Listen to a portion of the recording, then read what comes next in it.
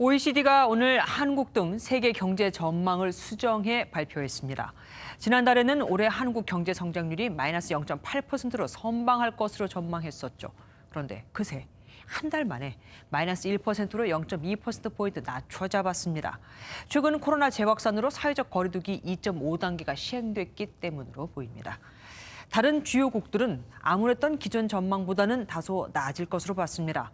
세계 경제 성장률은 종전보다 1.5%포인트 높여 마이너스 4.5%로 전망을 했고, 경제 활동 재개로 인한 경기 회복세를 반영해 미국과 중국의 성장률은 3, 4%포인트씩 더 높여 잡았습니다.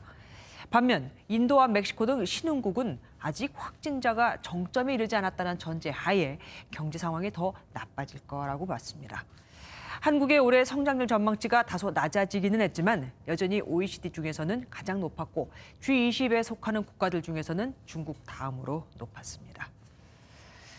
우리나라 철도 건설과 시설 관리를 담당하는 한국철도시설공단이 낮은 인지도 문제에 최근 이름을 국가철도공단으로 바꿨습니다. 그런데 이름을 바꾸겠다고 관련 법까지 개정해놓고는 옛날 이름을 홍보하는 데 1억 원 가까이 썼습니다. 김근희 기자가 보도합니다. 철도 건설과 시설 관리를 담당하는 국가철도공단입니다. 지난 5월 20일 원래 이름이었던 한국철도시설공단을 국가철도공단으로 바꾸는 개정안이 국회를 통과했습니다. 기존 이름의 인지도가 낮은 데다 철도 운행을 담당하는 한국철도공사, 즉 코레일과 비슷해 헷갈린다는 의견이 많았기 때문입니다. 그런데 개정안이 통과된 이후에도 공단이 낸 신문 광고 25건에는 한국철도시설공단이라는 예전 이름이 그대로 사용됐습니다. 곧 이름이 바뀌는데도 약 3개월 동안 9천여만 원을 들여 예전 이름을 써서 홍보하는 데 쓴 겁니다. 이에 대해 공단 측 관계자는 당시 공식 출범 전이었기 때문에 새로 바뀌는 이름으로 홍보할 수 없었던 것이라고 해명했습니다.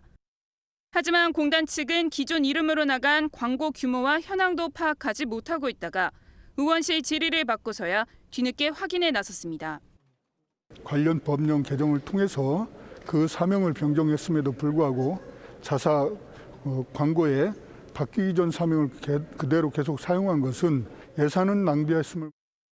16년 만에 기관 이름을 변경해놓고 새로 바뀐 이름을 알리기는커녕 무책임한 예산 집행으로 세금만 날렸다는 지적이 나옵니다. MBN 뉴스 김근희입니다.